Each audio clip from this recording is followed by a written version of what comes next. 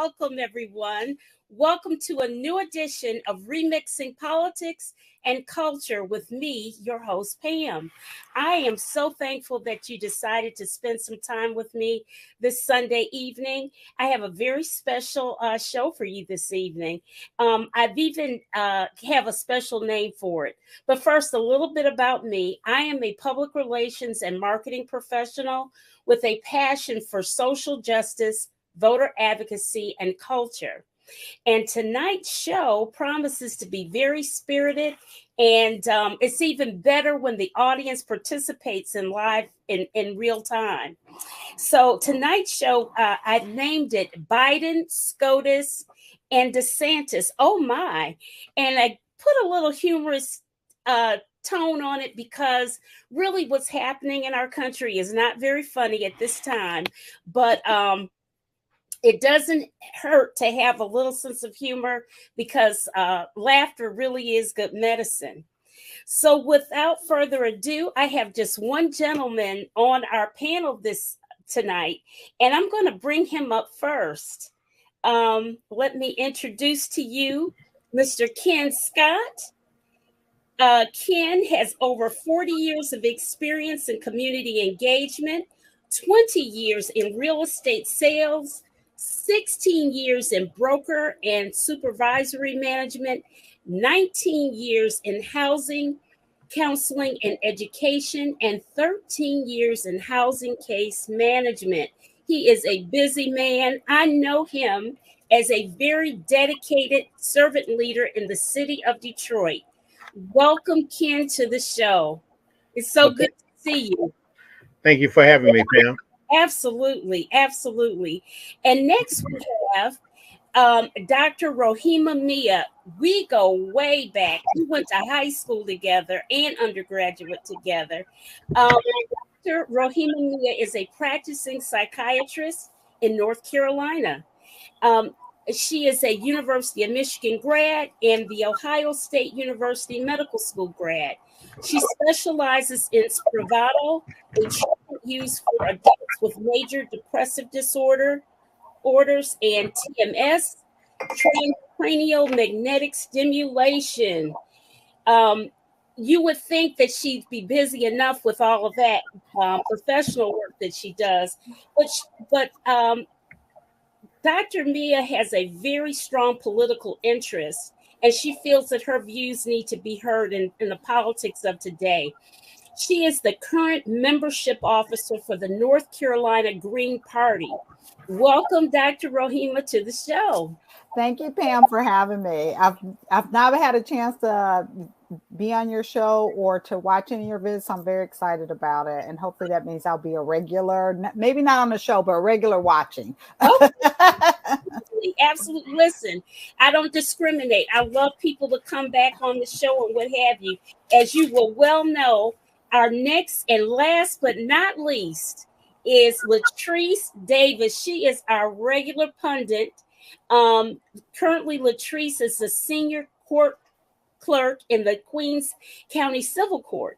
She is a member of the Queens Community Board 6 and serves as in the Aging, Social Services, Disabilities Committee, as well as the Transportation Street Safety Committee and the Committee for Those Without Shelter.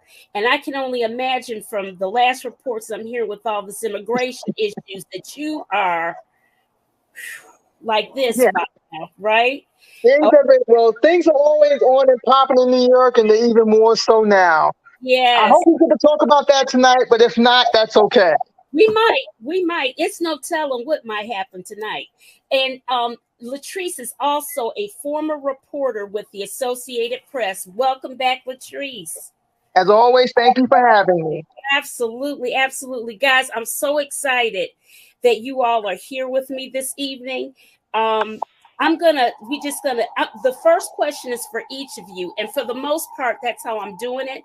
And I may have something specific for each of you as well. So stay tuned.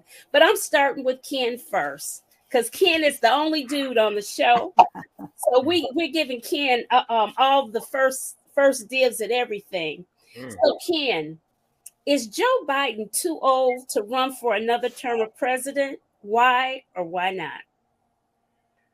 I don't think age is the thing we should be looking at. I think the experience, uh, the political acumen, the policies, what have you, should be the premier things that we look at as it relates to choosing a candidate. Um, and then at the same time, uh, do we have an alternative? Mm. Okay. Okay. That's do we have an alternative? Okay. Mm-hmm. Rohima, same question. Is he too old to run for president? Why or why not? Right. I don't think that age or ageism should be a factor in any political candidate. I do agree with Ken that it has to look at what are your policies and what have you done. So the one thing about President Biden is he has like a 50-year history of what he's done as policy. So my first introduction to Joe Biden was when he was against school desegregation in the 1970s and basically said stuff like, do you want your kids going to school in the jungle? And that was a time when Black students were getting beat up, rocks thrown at them in Boston. And he was on the wrong side of that. Mm-hmm. Later on, he was an advocate for that crime bill that skyrocketed our prison population from 500,000 to over 2 million people. He was instrumental in a number of policies. He advocated strongly for the Iraqi war. So, yeah, I think looking at his record is critical and see what he's done over these 50 years. And I don't think age is the main issue. I think policies and looking at someone's record is the main issue. All right. And Latrice, same question. Why or why not? The short answer is no. I don't think he's too old. However, there are some caveats. As my fellow guests, Ken and Dr. Me have already alluded to, my biggest concern is who does he have in the pipeline?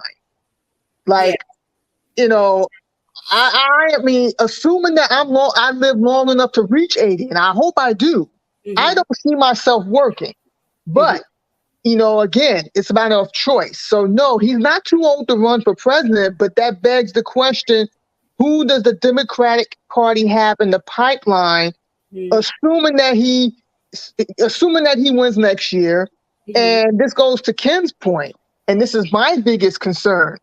Like when I voted for Biden in the 2020 election, I mean, he's a nice guy, but yeah, his record is not so great.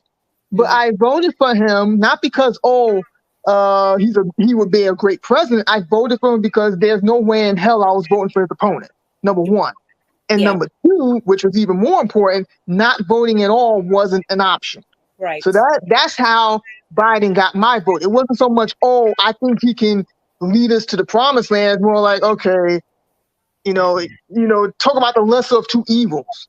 So once again, I don't think he's too old, but that just puts a spotlight on how the Democratic Party hasn't prepared anyone. I mean, and you see the same thing playing out in California with Senator Feinstein. She's knocking on 90. She may or may not have her mental faculties. Who knows? But the fact that she was in the Senate for as long as she's been there, and there's no one really positioned to take her place, it doesn't reflect well on the Democratic Party. So that's my answer to your question. Yeah, I think that there really needs to be much more of that type of discussion going on about transitioning. Look at Auntie Maxine. Look at, Nancy Pelosi stepped down, but we have a lot of octogenarians in high places that we really need to be able to have somebody be mentored or tutored, being tutored to know where all the skeletons are, how to raise the money, what are the secrets, all of that type of stuff.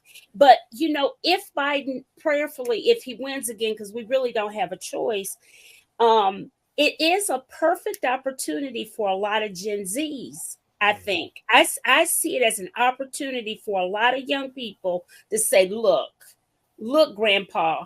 And maybe they have the whole team. A campaign saying I'm voting for Gramps or something like that. They need to really step up and demand their place But they also got to be coming forth with solutions, or at the very least, ideas. I think that's another issue. Like, I mean, like, okay, when I joined the community board, like, I never claimed to be a savior, and I don't have all the answers, but I do want to be a part of the solution. That was pretty much my, I don't even want to say campaign speech, because it wasn't a campaign, but when I applied, that's what I said in my statement, that I want to be a part of the solution. Anyone can sit on the sidelines and complain, but okay, what are you doing about it? So I figured I would step up, and that's how I do it, like whether it's volunteering or what have you. And now with Biden, again, assuming that he wins re-election, I hope he does, but again, that doesn't say much about the Democratic Party, that we're pinning our hopes on an octogenarian. So I have a question. There are two other people running for president in the Democratic Party. There's Marianne Williamson and Robert Kennedy Jr. But the Democratic Party is saying they're not going to hold any debates. They're not going to give other people who are not 80 years old a chance to even present their ideas to the public, to say, I feel like maybe I have a better solution, a better plan, a better set of ideas than Joe Biden. And it's sort of a self-fulfilling prophecy if you say someone's not viable, quote unquote, if you don't even give them the opportunity to present their ideas on the debate stage. How is that democratic? How is that democracy when we don't get a chance to even hear other people running within the Democratic Party, never mind third parties, which just don't even get the free advertisement that the two major parties get on mainstream media all the time.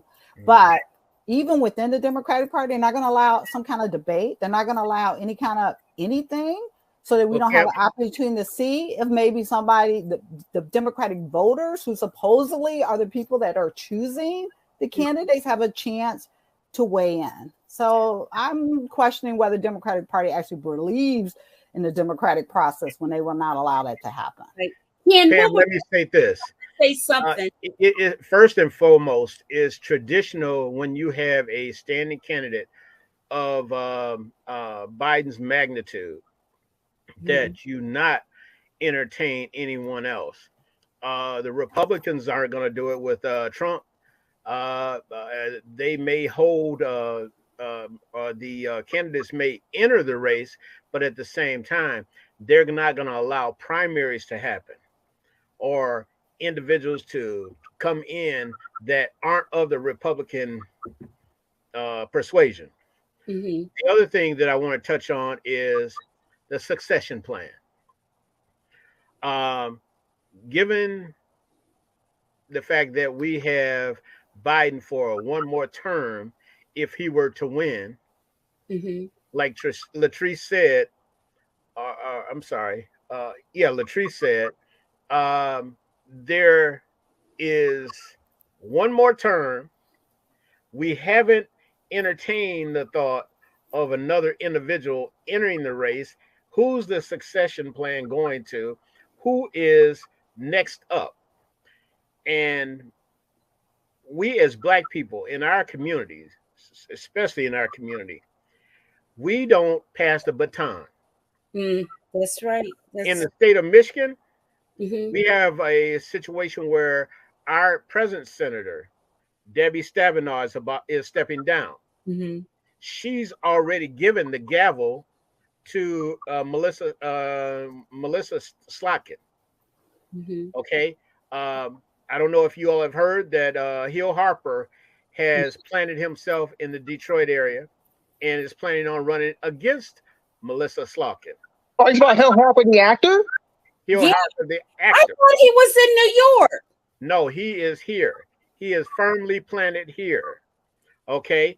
But at the same time, our Black community is not happy with the selection of Melissa Slotkin. If that's the case and what have you, we've already lost out on Black leadership in the 13th congressional district, where we have another person that is not of African American heritage that is occupying that seat. Right. We came in with 4 candidates, although maybe up to the standard that we would select, However, they were competing against each other, Mm-hmm. and they were taking the same constituencies, or they were attracting the same constituencies, and the vote was split. And we know when we split the vote and what have you, we usher in someone else that is not vested in our community and willing to represent us to the best of their ability. It's a tactic as old in time, otherwise known as divide and conquer. Absolutely. So what about the almost 50% of people that don't vote? To come in and run the table on us. Yeah. So what about all the almost 50% of people who don't vote in elections? Do they not matter at all? Because the reason they do not vote is because they don't feel like they have a choice. And I'm curious about this language of secession, as if somehow it's a monarchy that people secede to. What we're talking about is a democracy, and people should be able to stand on a debate stage and say, these are my policies, this is what I believe in, this is why you should vote for me. There should not be some succession in the Democratic Party like they're running the show. There are other people out there that have ideas about things. I represent a party that we're on the ballot here in North Carolina, but we don't get that kind of free advertising. We have a lot of ideas that are different than the Democratic Party, but since we don't get that hearing, people don't get to hear it, and then we're deemed not viable. So one of the things that our party is planning to do is to run candidates in these unopposed districts. So there are many places all over the country where Democratic Party candidates are in office, or Republican candidates in office in district where nobody runs against them because people don't given up. They don't given up on running against anybody, and they don't give the people in those districts a chance to have a choice. They just say, this is the only choice you got. There's nobody else running. And that is not democracy. So I'm really confused about secession, as if that's a democratic principle. Well, to be fair, I never used that word. Secession is not a principle, and it's not a means to do a royal succession in the event that you're thinking about the kingdom in Britain, Great Britain. Well, that's how the language sounds. What I mean by succession is that next person up. Maybe they have the financing. Maybe they have the experience. Maybe they have the policies in mind that are going to make a difference in our community and what have you. But at the same time, maybe it was split like it was in the city of Detroit over the 13th Congressional District. And at that point in time, it doesn't usher in anyone else other than someone outside of people that are going to be vested in our respective communities. Succession plan means the next person up, basically. Not that they are entitled. Not entitlement. Well, it feels like that when no one runs against anybody, when you don't have a debate, when you don't allow the people to choose. So all I'm saying is that maybe people, the 45% of people don't vote, might choose to go to the polls if they felt like they had a real choice. So my philosophy is, when you vote for less evil, you still end up with evil. That's why we're still deporting just as many people at the border. That's why the standard of living has gone down for the majority of people. That's why mostly what our money is spending, more than half of the budget nationally is spent on the military, policing, building jails. It's not spent on public housing. It's not built on health care. It's not built on providing education. So if we're not spending money, but at the same time, it's still a two-party system. And no, it's not. I have a question for you, Dr. Meyer. How does not voting help? Okay. Yeah, it is technically how does not voting help? And I don't see a Green Party garnering the support. We can't if we don't get free advertising on mainstream media like the two parties get. Okay, but here's my question, Dr. Meyer. How does not voting help? We don't get the funding that the other two parties get. Okay, time out one at a time. Latrice, what were you saying? How does not voting help? I mean, you say that the people who don't come up to vote, they don't feel like they have a choice. But how does not voting help? Hey, I mean, again, I understand your frustration with the lack of choices, but again, but why don't we have election day as a holiday like a lot of countries do? That would So be. we got Well, poor I think that's people that have to I work want 2 to or answer 3 that. jobs to make a living. They got to take care of their families. We make voting restrictions so that you can't vote. I mean, all these, once the Voting Rights Act got gutted several years ago by that Supreme Court, and nobody in the Democratic Party or the Republican Party has done anything to fix that. They've making all these restrictions. In Georgia, they don't even let you, if you're standing in a long line, give somebody a bottle of water. So all I'm saying is that poor people and people with limited resources are going to choose. Do I go to a job so I can pay my rent? Or do I go to a poll and vote for 2 people that ain't going to do anything for me, has done nothing for me? This is the thing. Okay. What's your solution?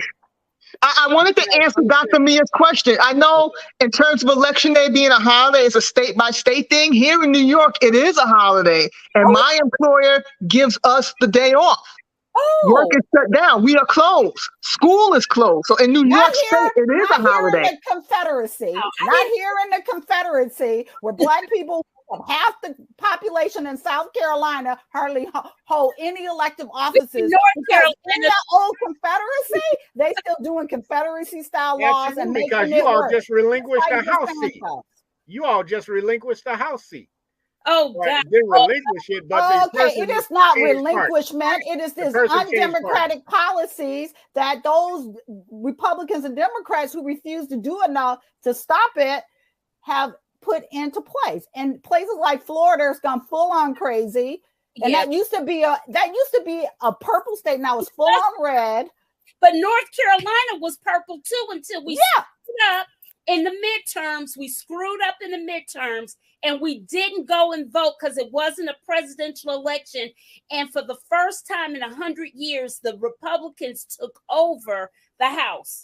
And it's been a mess since. They happened several years ago. I say to my southern viewers and anyone who lives in the southern states, you gotta fight. It's that simple. You have to fight. Again, I'm in New York. So I can't, I mean, in terms of David's question, why don't they make it a national holiday? That's a valid question. I don't know. But in New York, it is a holiday. If you want to stay in power for 50 years, like a Pelosi and a Feinstein, then you don't try hard to let other people run against you.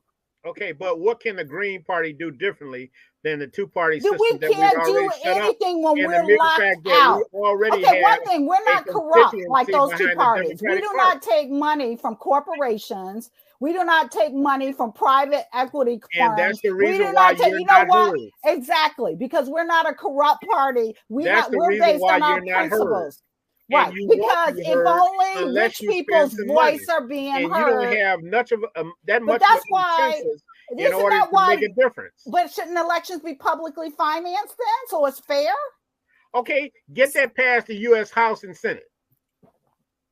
Well, I'm gonna say in New York we have the campaign finance board. Won't do it. 75% of Congress are worth $1 million and more. Is 75% of the U.S. population millionaires? So how is that representative? Let me tell you something else. Why is the size of the House the same as been for the last 80 years?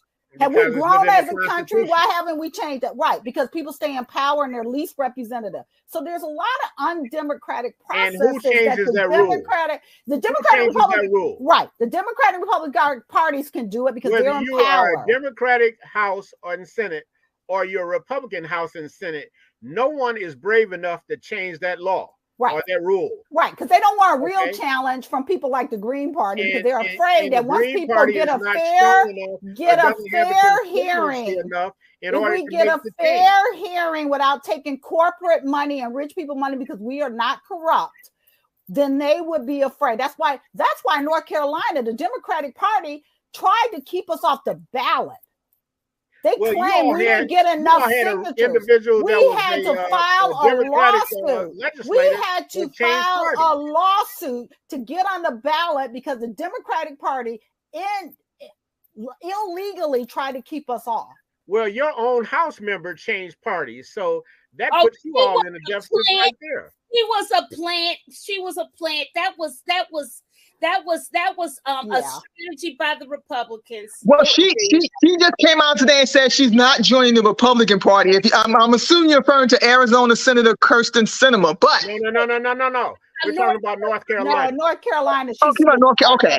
But that just proves that they're not that different. But I'm saying is, why if the Democratic Party weren't afraid of a challenge, would they go to file a lawsuit against us to say that we didn't get enough signatures to get on the ballot? Now, they lost that case because it was bogus. But if you were not afraid of another challenge, you would have publicly funded, publicly financed elections, and then we would get more people that are able to run or actually represent the majority of the country, which are not millionaires. Yeah, which are regular people. Okay, it's always good to talk about the principle of the thing, but at the same time, the principal does not vote. And once the principal votes and everything, we can have this conversation. But right now, it's a two-party system that we're adhering to because we can't change the dynamics of the House and Senate. If we could change the House and the Senate and to think about something that the majority may want as opposed to what the minority may want, then we can make a difference. I'm so glad our brothers and sisters from the 50s, 40s, and 60s didn't believe that. When there were no black people in office, they went out on the streets and said, we need to have the right to vote and we need to do that. So I submit to you. What they did was what we can still do that. They had less power at that time and exercised it, and we have more power and don't. Because we funnel all our energy into the Democratic Party instead of being out in the streets. Well, here's the thing. I want to piggyback off what David just commented on, because I think that gets to the heart of this spirited debate that we're having. Money. Yeah. I mean, it costs money to launch a campaign. It costs money to sustain a campaign. And even if you win a congressional seat or mayor's race or a councilman's race, you still need money. Where's that money coming from? Now, I think the parties are, I think corruption is a part of it. I mean, especially if you look at people like Clarence Thomas and Harlan Crow, but I think it goes beyond that. It goes to lack of will to change things, because a lot of politicians have become entrenched in the system. It's as one of my friends would call it, a benevolent dictatorship. Like there's no incentive to change because they're reaping the benefits. But money is at the heart of all this. Let's go to David's comment. Money, money, money. And like Latrice said, when was the last time anyone on this screen donated $100 to their particular candidate? I have. Yeah, I've donated to I can't say I've donated $100. But I bet I can't say that. So that money I got $100. So does that mean their voice doesn't help count? that client, that legislator, or that person. I don't know why that's relevant. If you don't have $100, that means your voice don't count. So I don't think that's what he's saying, or at least that's not how I'm taking it. Corporations have free speech. The same holds true for the Green Party. No, I'm just saying that, but we don't get the free advertising on mainstream media. But also, and you won't. Right. So that's undemocratic. You don't have the money. That's undemocratic. You don't have the money. Right. And that's undemocratic because most people don't have the money. So you're saying rich people get to decide what happens in this country. And you're right, they do. That's haven't they always? Everything. Yeah, I was going to say, that's not exactly a revelation. For a long time. That's why white people controlled everything. When was the last time reparations made a decision? Well, listen, that's a whole nother subject, and we've had shows on that too. But listen, let's change the subject. We're going to get on to something else. Okay, the Supreme Court of the United States, SCOTUS, technically self-governs itself. Who the heck thought that was a good idea? That's crazy. Whoever thought that was a good idea? Well, here's the thing, like Dr. Mia talked about the word corruption. She mentioned that a lot. Yeah. And I would say if corruption is taking place, it's taking place within the judicial system, because the Republicans were all about stacking the courts. They were playing the long game, whereas the Democrats were not. And that's why this country is in the state that it's in. Now, if you look at someone like Clarence Thomas, he's been bought and sold and he doesn't even realize it. Or maybe he does and he just doesn't care. He doesn't care. Latrice, here's my question to you on this subject. Your thoughts on John Roberts. It's his court, so he's supposed to right the ship. That's what Yes. He is the Chief Justice. That is his responsibility. And right now he's abdicated. Since we're talking about succession and with royalty, he's abdicated. Because my thing is, okay, like you said, he's minding the store. Because clearly, again, Clarence Thomas has been bought and sold. And here's the thing. I don't think he's the only judge who's been bought and sold. He's just the most blatant, the most obvious one. But I don't think he's the only one by any means. No, because Robert's. I wouldn't be surprised if Roberts has been bought and sold. His wife just made over 10 million, but with some other firm that absolutely. Yeah, but I mean, like, okay, again, I wouldn't be surprised if he's bought and sold. I wouldn't be surprised if Justice Samuel Alito's bought and sold. Amy Coney Barrett bought and sold. Brett Kavanaugh bought and sold. Neil Gorsuch bought and sold. I mean, I wouldn't be surprised at all by any of this. And that to me is an indictment on us. If corruption is legal, let me share this analogy with you all. Okay. Let me share this analogy. Okay, share. When we were smaller and we were doing something bad, our parents spanked us, right? Yeah. All right. If that's the case and everything, who's the spanking body in the Supreme Court? That's the problem. The Supreme Court is spanking even body. though there's a separation of the three branches of government, the United States judicial, legislative, and executive. Who checks them? Who checks them? Who gave them autonomy? Those white slave owners in the 1700s that said, there's no way in the world they're going to act like this right now. Several hundred years later.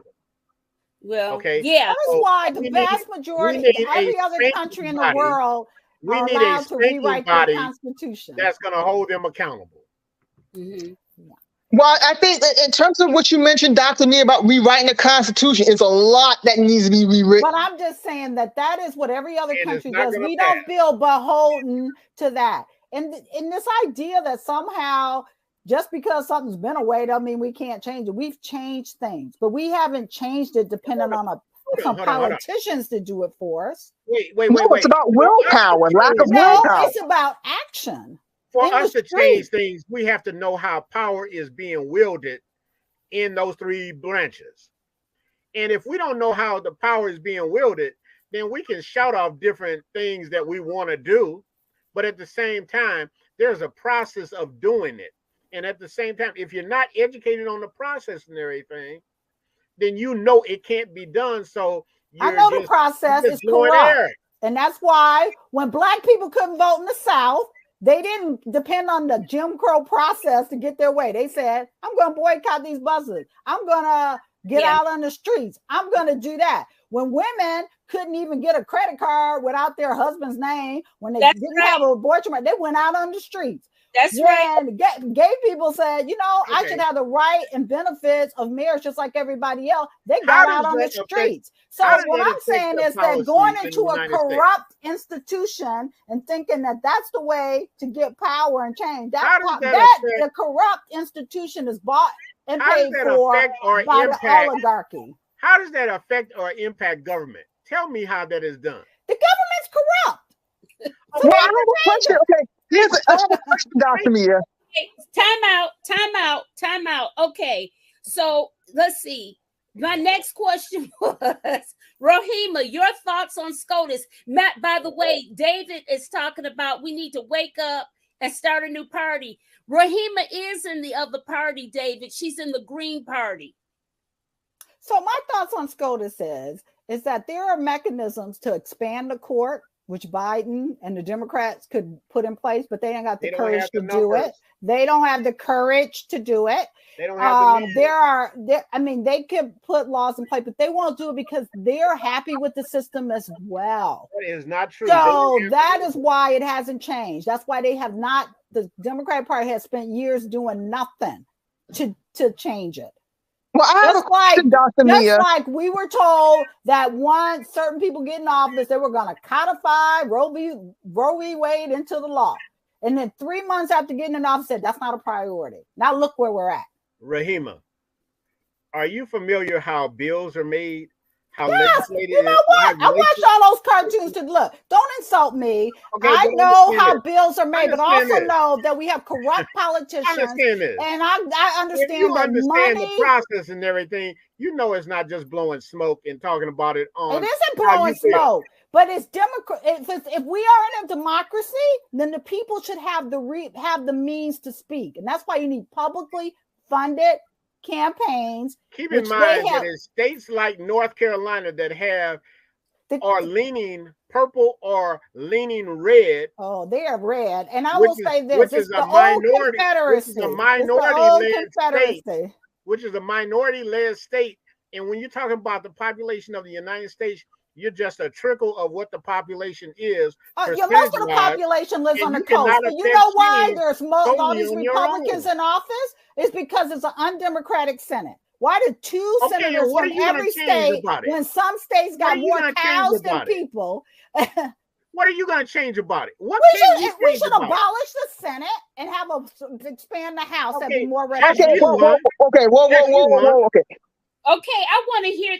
Wait. Ooh, y'all. I knew this was going to be like this. It's very interesting.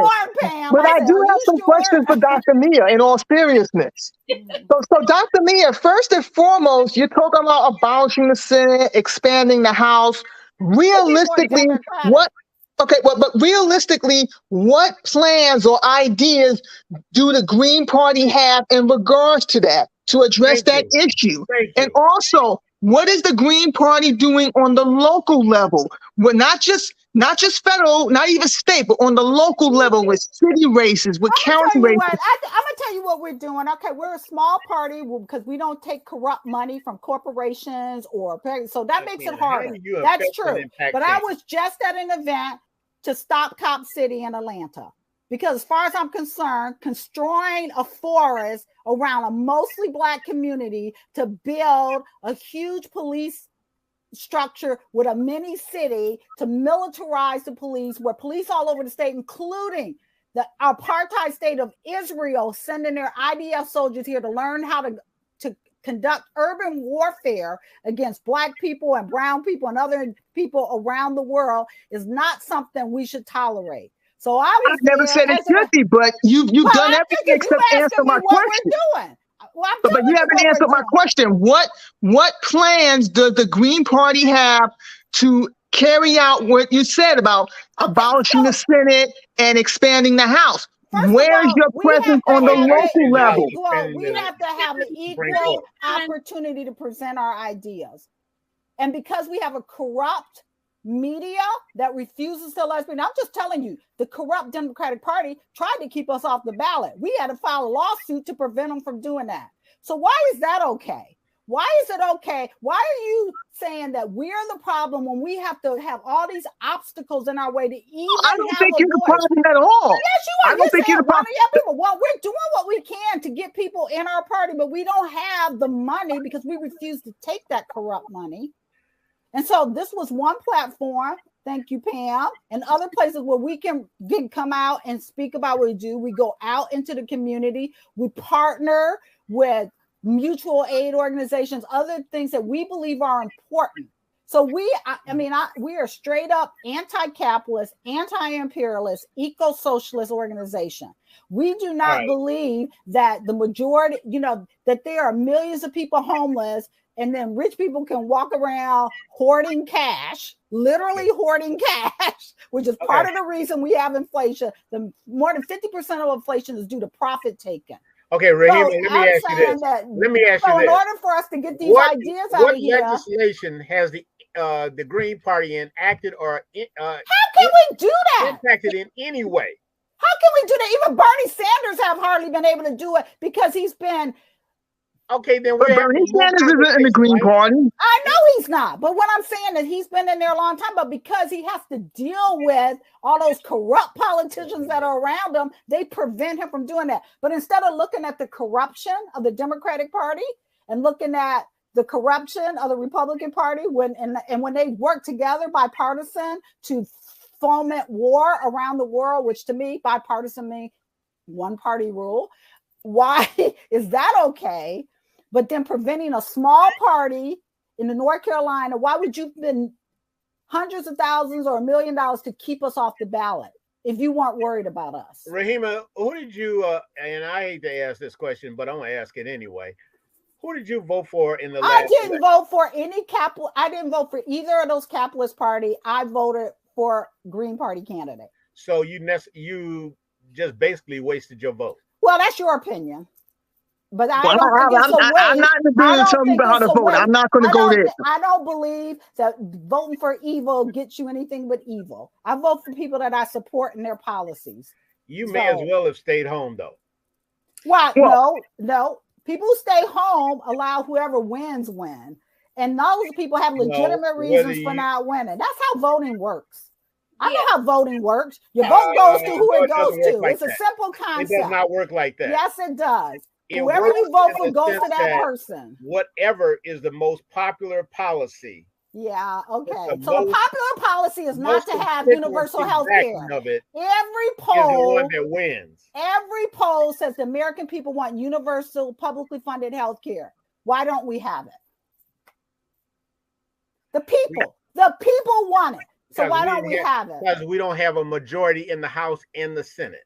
Joe Biden said while he was campaigning, even if it was passed by the whole House, he would have vetoed it. Again, let me go back to how do you make a bill? You know what?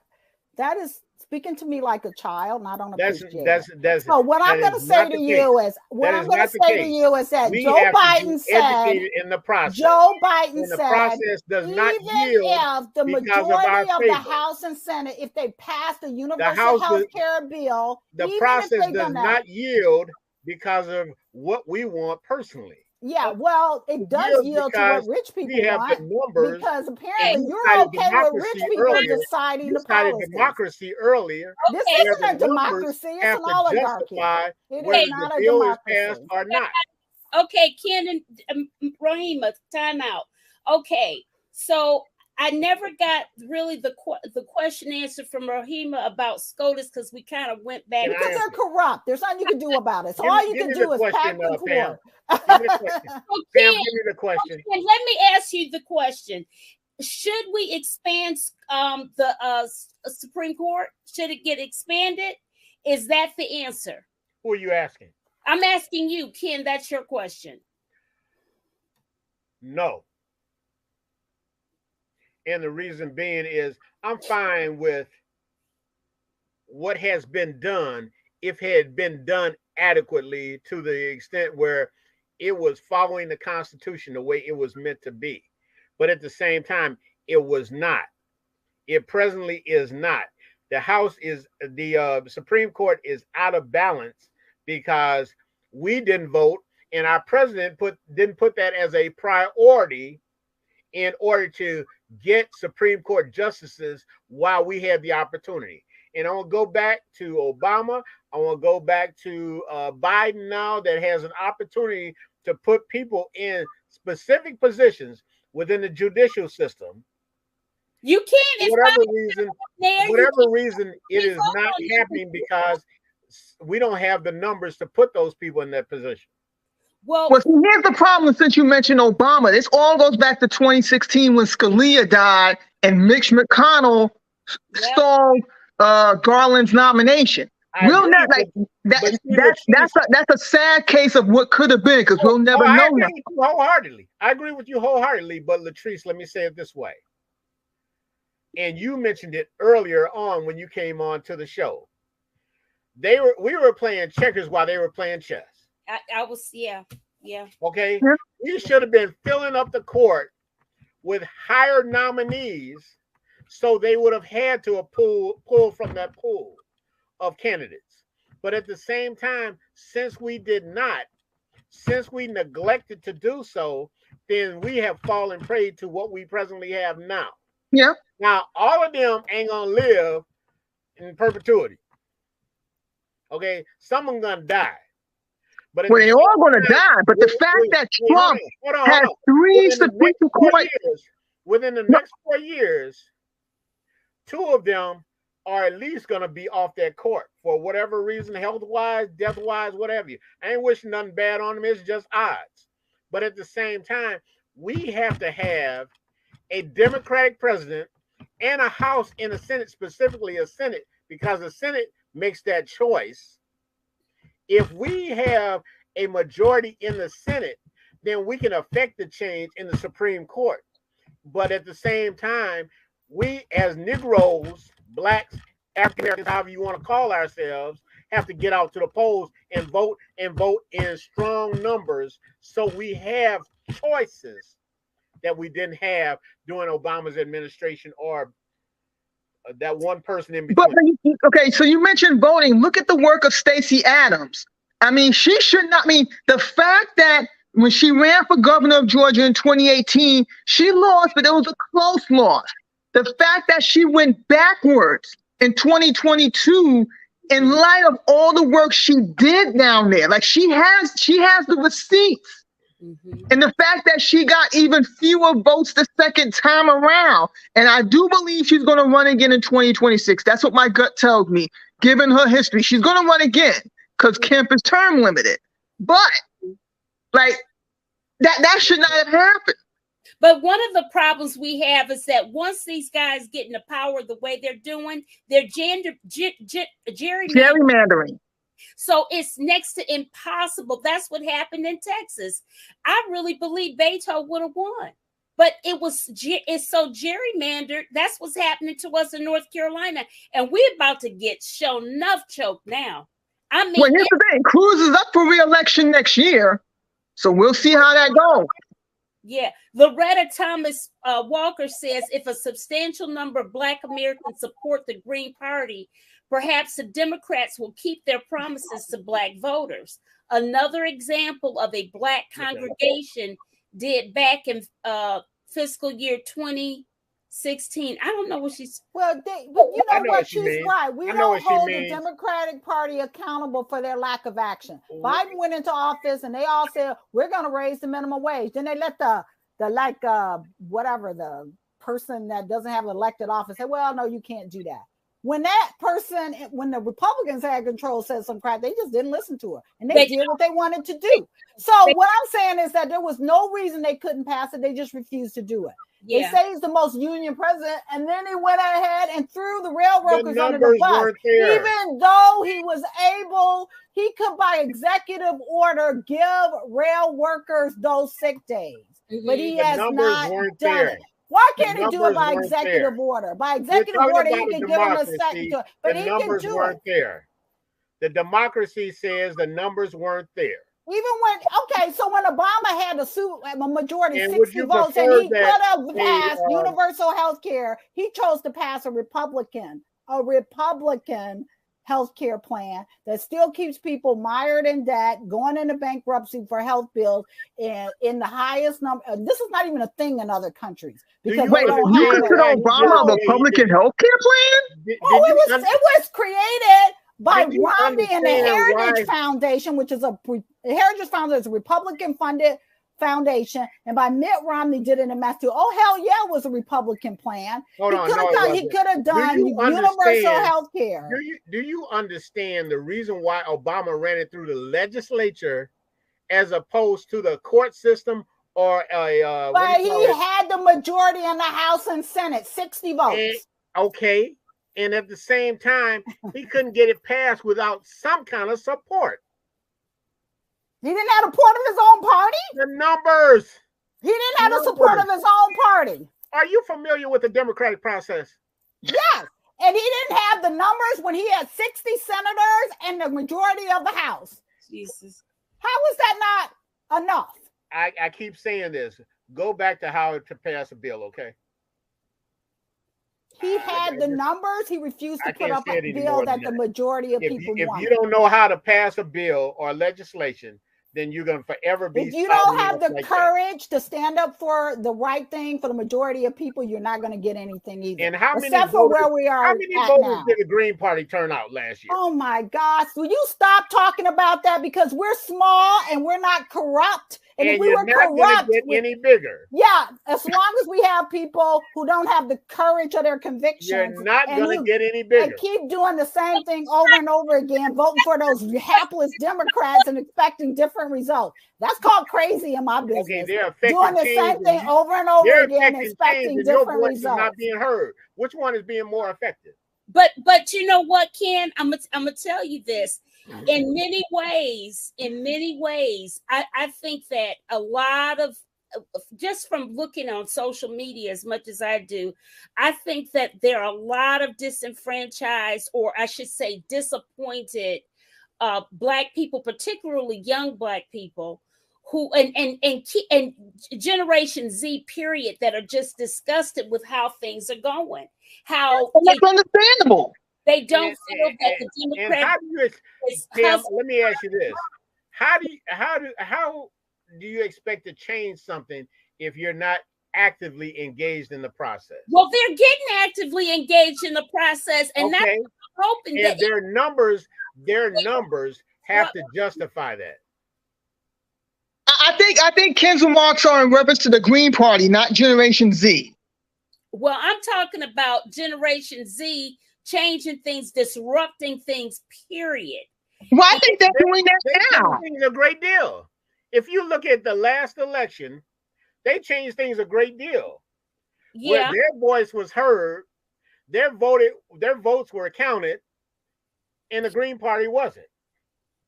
Well, because there's undemocratic laws that prevent the Green Party from getting on the ballot. And those were created by the Democrats and Republicans.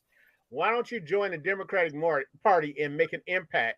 Therefore, you can split off. I'm not going to be in a corrupt capitalist party that is warmongering all over the world, trying to get us in World War III. I care about survival, and that crazy party is trying to get us in World War III. Well, have you ever played solitaire? That's a matter of opinion. Have you ever played solitaire? When you put bases, 800 bases all over the world, and threaten other nuclear powered nations, then I think we're on the brink of nuclear war. And the thing is, you know what? For all this money we're spending on military and all that, we don't even have to worry about any bombs throwing, because we're destroying ourselves. From no housing, no health care, no clean energy, no underfunded schools. Yeah, we spend all our money on military, policing, and jails. No, I'm talking about the gun situation. We're killing each other. Yes, another mass shooting. Right. It's become this national. It's become like a normal thing. But if it's normal to kill people in other parts of the world, then you live in a violent culture that thinks doesn't respect life. Black people are shot down just for being black. So why do you think that's not anybody gonna respect? What's gonna change it? I'll tell you who's not gonna change it: the Democratic and Republican Party. Is anything gonna change it by tomorrow? No, that's silly. But that's why you have to stress accountability. Anything gonna be changed by next year? Ken, the only thing could be in World War III by next year. That's possible. I hope not. We could have change by next year if enough people get on the streets and do something about it. That's on the streets. That's where we need to be. We have to do economic stuff. Now let's get to the next subject. Good grief. Okay. We have okay. The last one that I had, Florida Governor DeSantis, also known as the Satan. I call him the Satan. I call him Little Hitler. You know, the thing about him, everybody says, oh, he's just another Trump. No, he's far more dangerous than Trump. He's worse. He's far more dangerous than Trump because he's educated and he's smart. And he knows the law. And that's what makes him far more dangerous. His feud with Disney all began with the quote unquote don't say gay bill. Florida has had a long special agreement with Disney. Walt Disney did it, that they had all of this acreage, and therefore they created their own little fiefdom of rules and stuff for these cities that they controlled, right? And so because the CEO of Disney criticized the Satan for about his sex education, banning certain classes, banning books and all of that, he said he decided to punish Disney. He literally got on the podium and says, oh, they thought they had this until perpetuity. So he handpicked a governorship to try to take Disney down and say, no, you can't have all of this property. You can't rule it this way. You can't do this. You can't do that. And it's just been a mess. And so now they're going to be in court litigating this stuff. But so this Disney says that DeSantis has been discriminating against them on their freedom to speak, their First Amendment right, even though they're a corporation, that they're still held under that privilege. Latrice, what do you think about that? Who do you got money on, DeSatan or Disney? Disney. You got. Well, I'm gonna say Disney for obvious reasons. What DeSantis is doing, he's basically planting the seeds and laying the groundwork to take what he's doing in Florida, take it national and possibly global if he gets his way. Absolutely. And he goes against everything I believe in and stand for. And even though I don't live in Florida, I visit the state and my oldest brother lives there, as you know. Yeah. And we have a running joke about DeSantis. But he's not going to win because, well, I would say precedent for starters. Yeah. I mean, if he wins, it sets a dangerous precedent. And I think, and rest assured, the rest of the country is paying attention, even though we have a whole bunch of other things going on. There's a lot of things going on in New York, as you know. We are paying attention what's going on down there. I don't know. We have to. Close enough attention because that brings me to another point. The NAACP there is talking about, putting a travel warning for Florida. And I'm like, what's a travel warning? They understand economics. Do not spend your money there. Do not. Okay, and that's all well and good. But then my question is, what about the Black people who live there? Well, the same thing that happened in Alabama and all those other places. The Black people were the ones that made the difference. Yes. They pulled and they didn't go on the buses or whatever. The bus transportation impacted them more than anybody. We have got to go back to the old way. We got to get organized and we got to strategize because unlike New York, Florida's mass transit system, I don't want to say it's non-existent, but it's definitely not comparable. Like in Florida, you do need a car to get around. I mean, that's so but the Black people of Florida, they got to figure out a way to get to make their voices heard and make their feelings known. Because the fact that this dude was just reelected last year, I still can't wrap my head around it, and neither can my brother. And all he said to me is, I didn't vote for him. I was like, well, he's still your governor. I'm not talking about transportation in the literal sense that like we did way back when with the Montgomery bus boycott. I'm talking about economics. Disney World, don't go. Any other parks that they have, don't go. We have to do something. But here's my problem. Where's the NAACP? Where is the national NAACP? Where are they? They're telling you to vote for Democrats. So let me say something. I like the way you call Disney a fiefdom, because that whole deal was kind of a fiefdom anyway. It is. But I will say this, that I think Disney's going to win only because they got more money than DeSantis. Two, I think if you're going to pick on a corporation, pick one nobody likes. Pick a health insurance corporation, because then he would have had some support behind them. But don't pick a corporation that people kind of have a nice feeling about, even though their workers had to threaten to go on strike at Disney because they didn't want to raise their wages. 96% of them voted to go on strike, and Disney had to relent because Disney, even though it's one of our top 6 media companies on the ESPN, ABC, and all these different things, they didn't want to pay their workers a month. But what comes right down to it, the only thing that's kept Disney afloat during the pandemic were those parks. And that their Disney Plus is losing money, ESPN, all these others paying less, so they couldn't afford to lose their frontline workers. So they paid them what they asked for after trying to claim they couldn't afford it. Of course, they can afford it. Yeah. Most CEOs make 600, 700 times what their workers make, which nobody needs. That's absurd. That's obscene. That's ridiculous. Yes. And that wasn't true in the 60s or the 50s when the highest tax rate was in the 90s. It was so people got rich when the highest tax rate was in the 90s.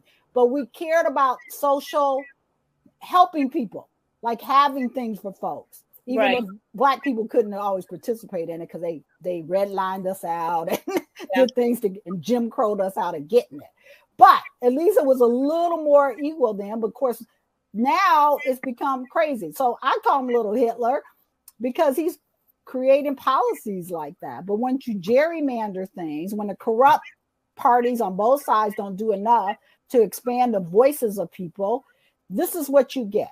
And this is definitely true in the Confederacy. And I call it the Confederacy because that's what it is. All these southern states that refused to expand Medicaid, even North Carolina took 10 years, lost millions and millions of dollars, and it cost hundreds of thousands of lives just for a political point. That is not something that regular people want. Again, if you do any poll today and ask people, do they want universal publicly funded health care? So like in Canada, you take your little car and you just go to the doctor and you don't pay any money out of pocket. More than half of the country will say yes, 70% at polls, including Republicans. So this isn't a Democratic or Republican thing. Because our Congress is full of millionaires, they don't vote for what the people want. Just like most people at poll after poll after poll want reproductive health care that includes abortion rights. But that doesn't seem to matter because you wouldn't codify it in law almost 50 years later. And now you're crying, oh, why did it happen? Well, it happened because you didn't do anything to fix it. That's why. That's right. You're not wrong there.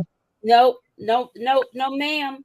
And that is just hardcore facts because it wasn't codified. Because I didn't understand how all of that happened. And it's like we're always.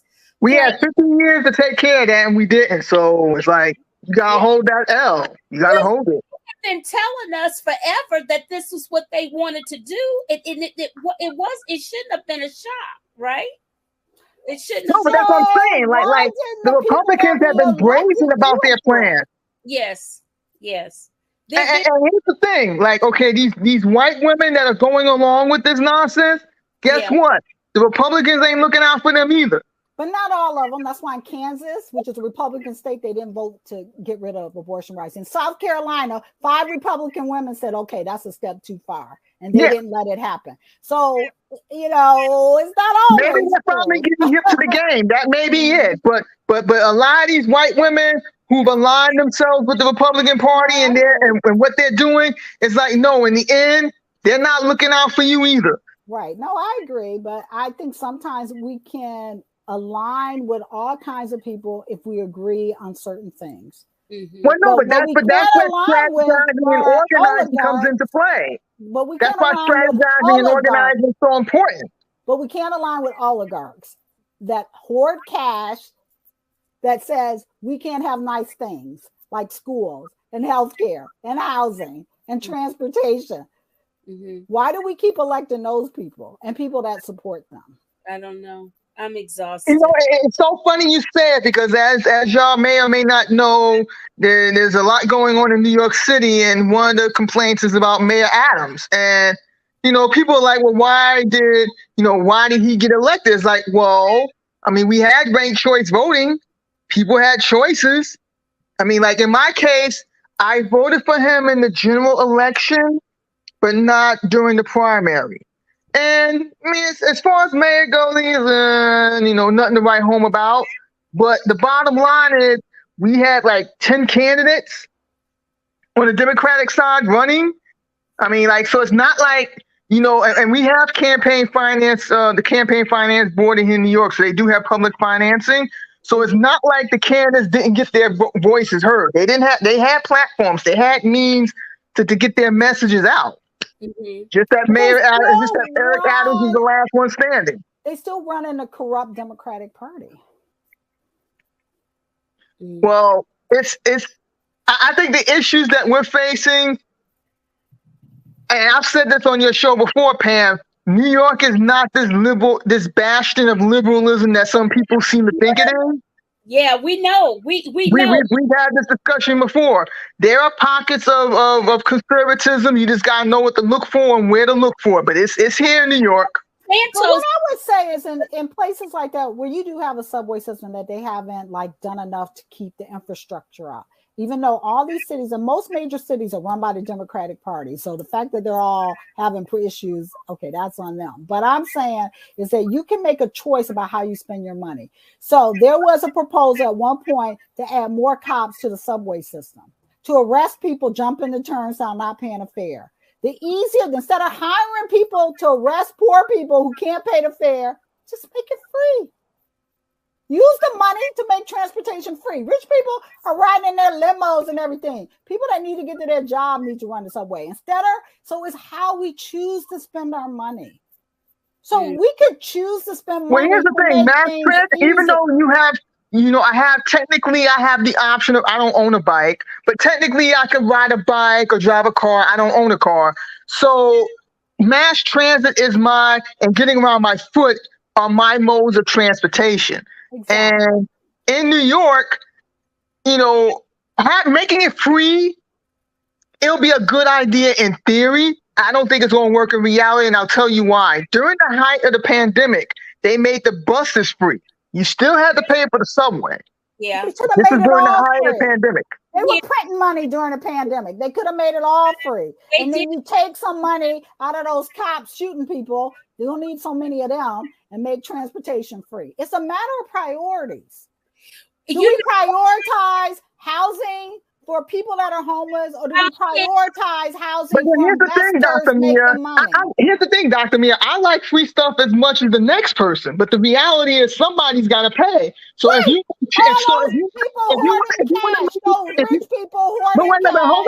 to pay higher taxes. Okay, but here's the thing. If you want to make things free, who's paying these bus drivers? Who's paying the conductor? Who's paying the train dispatchers? Who's paying the tower operators? That much. Somebody's got to pay for all that. How much you spend on New York City? And again, I say this as someone. How much money do you spend on the police in New York City? Way more than we should. Okay, so take some of that money and give it to transportation and make it free. So here's your money. Okay? I'm saying, if you want universal health care, let's close down. You're talking like they can swing a magic wand and it can be done. I ain't a magic wand. I'm telling you how it can be done. But it's listen, I've been riding the subways for more than 30 years. I would love for it to be free. I really would. But realistically, again, taking the money out of the police force and put it in transportation. I mean, you got to advocate for what you want instead of saying it can't be done. You know what? That's not what I'm saying at all. I'm not going to say no to that, because you know what happened during the pandemic, and then we've got to wrap it up. Yeah.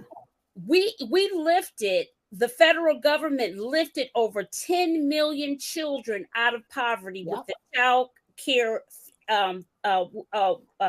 credit. And they got boosted in income, these parents. And then we, even in Durham, we did a program where we gave people who were formerly incarcerated an income just to get them going. And do you know there was nobody going back to jail because they had extra universal UBI. And so here's the other thing. I had the president and CEO of the Prevent Child Abuse North Carolina was on, and she told us, and it just hit me like a ton of rocks. She said I asked her if she was the fairy godmother, what would she give all children? She said, I would give them their parents as an income that was livable. She says, because when we do that, we know statistically that child abuse cases and neglect go way down. A whole lot of things. Are we talking about reparations at that point, though? Yeah, well, but see, I was thinking about that. I said, isn't that interesting? Then she said, you have to understand that the reason why we have such a pay inequity in our nation is because of how our nation was founded with slavery, where everybody up here got all the money and land theft and genocide against the indigenous people. So it's the same crap. So anyways, guys, I have enjoyed you. It was so fun. It has been spirited. It has been enlightening. I hope the audience, I hope you guys, thank you guys so much for participating. Thanks for having me. I enjoyed the conversation as well. Thank you. I did. And Rohima, I'm trying to think when we were in high school, were you this talkative? Oh, well, I was already a socialist back then, though. I was in a Student Coalition Against Racism. Yeah, you were. And a Young Socialist Alliance. So I was already an activist because it was already bad then, and it's 10 times worse now. That was before Reagan. Well, here's the thing. I do think a third party is going to eventually rise to power. I mean, judging by Dr. Mia's comments, and she's not alone with her unhappiness with both parties. I do think, I would like to see a third party come along, a viable, realistic third party. I would like to see that. People had the courage to vote for them. That's it. That's how you make it viable. Frederick. But like I asked you before, Dr. Mia, where is your presence on the local level? What policies are you enacting? What ideas are you bringing to the table? I told you on a local level. Never mind national, just on a local level. We're about to run candidates, but it took us lots of money to fight the Democratic parties who try to illegally keep us off the ballot. Yeah. Wrong. Let the voters decide. That's my position on that. Put everybody, whoever wants to run, they go on the ballot. Let the voters decide. Just like with the 2020 race, we had a whole bunch of people in the primary. That's why they make laws to prevent us from being on the ballot. No, but just like with the 2020 primaries, you had like 10, 20 people running. And realistically, most of them didn't have a chance, but the voters made their voices known, and it got weeded out. They separated the wheat from the chaff. As the primary started, especially once the primary started, just before Buttigieg and Klobuchar and all of them dropped out and backed Biden. And I'll be honest with you, that has the makings of a backroom deal, but. Yeah, you didn't hear that from me. Orchestrated. All right, guys. Listen, we're gonna say goodnight. It's late. It's after 9. It's 11 minutes after 9. I appreciate that. Some of us got to go to bed not too long from now. Thank you. All right, thank you, Ken and Latrice and Pam. Continue to stay safe, everyone. Yeah, definitely. And vote. Thank you. And you start thinking about how you gonna vote. That's what this show is all about. All right. Peace out. Bye. Okay, bye-bye.